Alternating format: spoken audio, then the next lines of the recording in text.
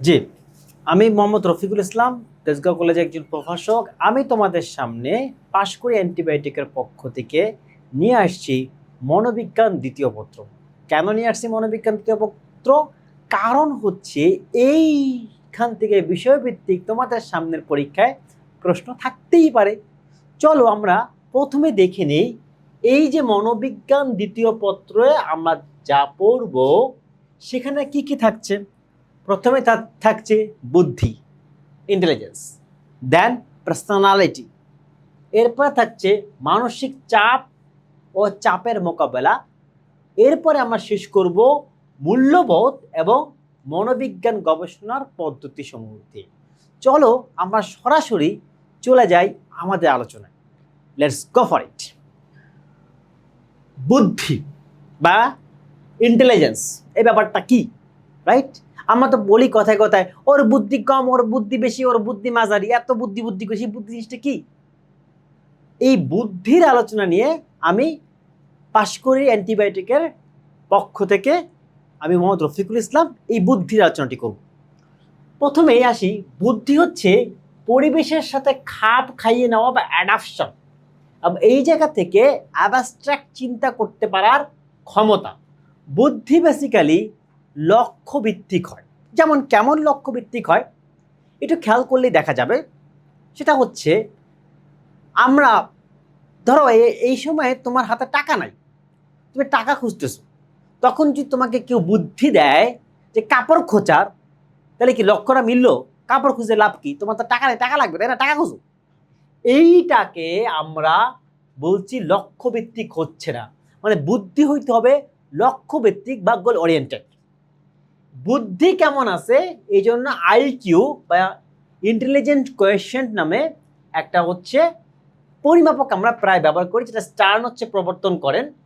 এখানে বলা হয় এম এ মানে মেন্টাল বয়স বা মানসিক বয়স, সি এ প্রকৃত বয়স। সূত্রটা হচ্ছে আইকিউ সমান M A divided by C A into 100। এইখানে বেসিক্যালি দুই ধরনের অংশ থাকে পরিমাপের। প্রথম অংশ হচ্ছে ভার্বাল বা ভাষাগত, দ্বিতীয় অংশ থাকে কার্য সম্পাদনমূলক, যেটা হচ্ছে বলা হয় ছবি সাজানোর ক্ষেত্রে ইউজ করা হয়। এই তো গেল আমার বুদ্ধির আলোচনা। বুদ্ধিকে যদি আরেকটু বুদ্ধিদীপ্ত করি তাহলে বুদ্ধির তত্ত্ব সামনে চলে আসে।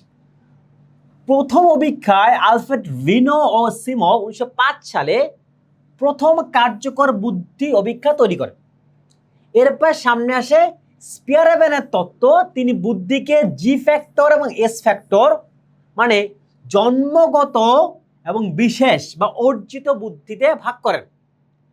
গ্যালটন 1869 সালে একটা গ্রন্থ লেখে হেরিডিটারি জেনিয়াস।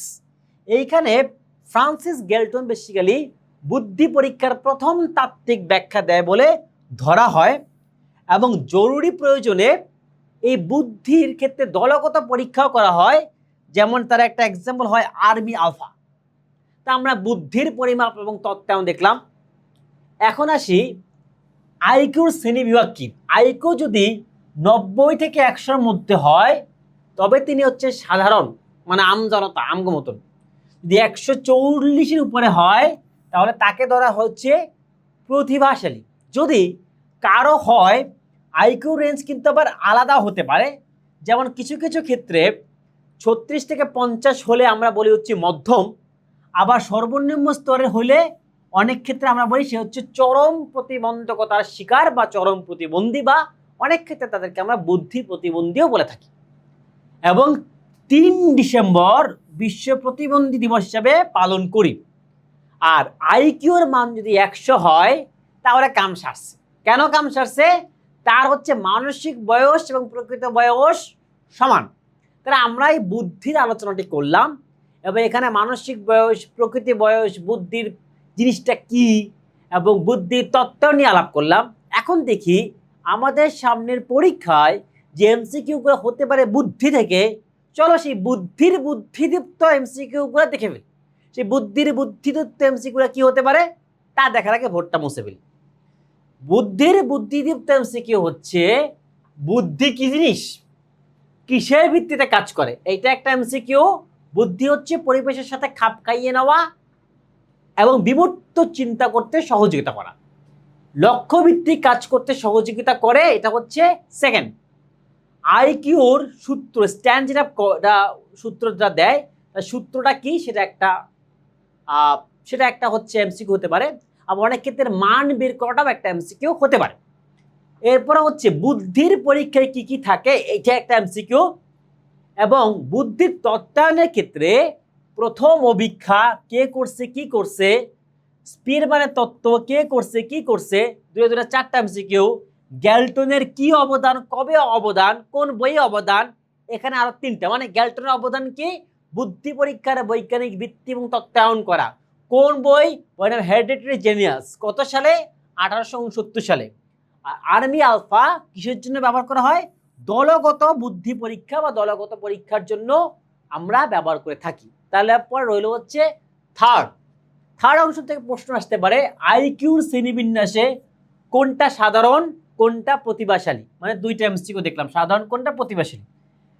এবং যদি 36 থেকে 50-এর ভিতরে হয় তখন তাকে কি বলি, এটা আরেকটা এমসিকিউ, এটাকে আমরা বলি চরম, মানে মধ্যম। সর্বনিম্ন যদি হয় তখন সেটাকে আমরা বলি হচ্ছে চরম প্রতিবন্ধী।